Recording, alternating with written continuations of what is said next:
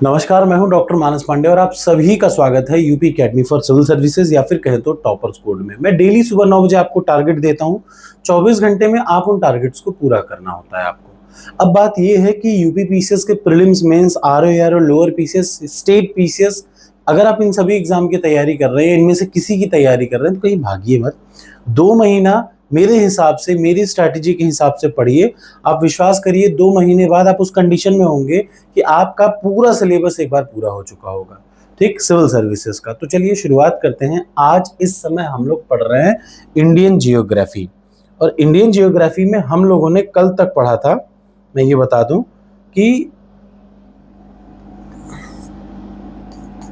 Indian geography करना क्या है, सीधे सीधे यूट्यूब पे जाइए, वहां लिखिए मानस पांडे इंडियन जियोग्राफी, ठीक। तो जो प्लेलिस्ट खुलेगी आज, उसमें प्लेलिस्ट में वीडियो नंबर 23, 24, 25, 26, 27, 28, 29, 30, ये 8 वीडियो आपको पढ़नी है। देखिए 8 वीडियो इसलिए कह रहा हूं, पढ़ने को तो आप 4 भी 2 भी पढ़ सकते हैं, लेकिन चूंकि समय कम है, आपको कई चीजों को कई बार रिवाइज करना है। तो एग्जाम से पहले ना कम से कम 2 बार पूरे सिलेबस का रिवीजन करना है। तो आज आप सबसे पहले ये 8 वीडियो पूरा सोचेंगे समझेंगे नहीं, उठाइए 1 बाई 1, 23, 24, 25, 26, 27, 28, 29, 30, इन 8 वीडियो को सबसे पहले सिंपल रूप से पढ़ डालिए। ये पहला टारगेट है। और जब आप इतना काम कर लें तो दूसरा टारगेट आपका ये होगा कि 30 साल का पीवाईक्यू खोलिए।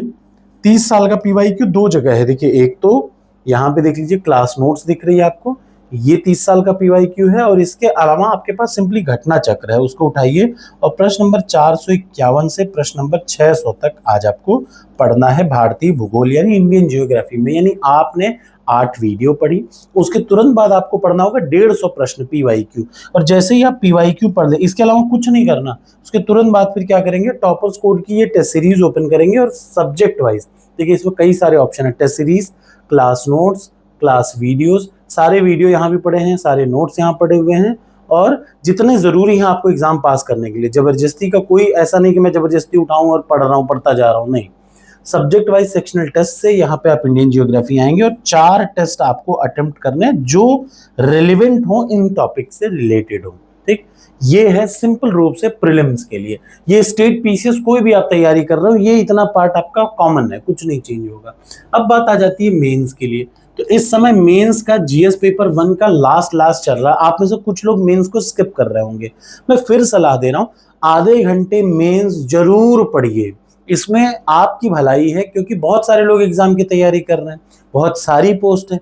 1-2 नंबर से भी अगर आप चूक गए ना, तो जीवन भर आपके मन में इसका मलाल रह जाएगा। इसलिए कोई कमी नहीं छोड़नी चाहिए, आधे घंटे ही तो पढ़ने हैं। तो आज आपको जीएस पेपर 1 में मैंने बताया फिजिकल जियोग्राफी, भौतिक भूगोल, और उस भौतिक भूगोल में कल आपको मैंने एक टॉपिक पढ़ने को दिया था जो था भूकंप। आज आपको जो पढ़ने को मैं दे रहा हूं वो है सुनामी, ठीक। सबसे पहले क्या करेंगे, सुनामी के बारे में आज आपको पढ़ना है। ये जीएस मेंस का टॉपिक है। सबसे पहले यूपी पीसीएस के जीएस मेंस का यहां से नोट्स खोलिए। नोट्स कहां से मिलेगी, ये टेस्ट सीरीज के बगल में क्लास नोट्स है, ये है जीएस पेपर 1। इस नोट्स को, ये हिंदी इंग्लिश दोनों में, इसको ओपन करिए और टी सुनामी के बारे में अच्छे से पढ़िए। सुनामी को इंग्लिश में लिखते समय टी सुनामी लिखा जाता है, तो वो पढ़िए। और पढ़ने के बाद फिर आप क्या करेंगे, अच्छे से पढ़ लीजिए, गूगल से पढ़ लीजिए सुनामी क्या होता है, कैसे पढ़ना होता है, पूरी चीजें नोट्स पढ़िए। उसके बाद कुछ और एक्स्ट्रा लगे तो वो करिए। उसके बाद यहाँ पे आइए, ये, ठीक, जीएस पेपर 1, 8 नहीं 12, यहां पे लिख लीजिए सुनामी और इसके प्रभावों पर चर्चा करिए। सुनामी, सुनामी के कारण और सुनामी के प्रभाव, ये आज आपको बिना देखे उत्तर लिखना है, याद रखिए। पहले आप पढ़ लीजिए सुनामी के बारे में दिन भर, 10 मिनट या 20 मिनट लगेगा। एक टॉपिक को पढ़ने में कितना टाइम लगता है, सुनामी को आप अभी शुरू करेंगे, आधे घंटे में सब कुछ नॉलेज मिल जाएगी। उसके बाद यहाँ लिखिए सुनामी, सुनामी के कारण और सुनामी के प्रभाव पर विस्तार से चर्चा करिए। और अगर कोई डायग्राम है तो यस इवैल्यूएट करके अपनी कॉपी पे लिखिए, और यहाँ पे अपलोड करने के बाद तुरंत अपना आंसर चेक कर लीजिए। और कमेंट बॉक्स में कमेंट करके पहले मुझे बताइए कि आपने कल का टारगेट पूरा किया था। अगर हाँ, तो ही आज का टारगेट शुरू करिए। और याद रखिए, प्रीलिम्स के साथ साथ मेंस बहुत जरूरी है अगर आपको सच में एग्जाम निकालना है तो।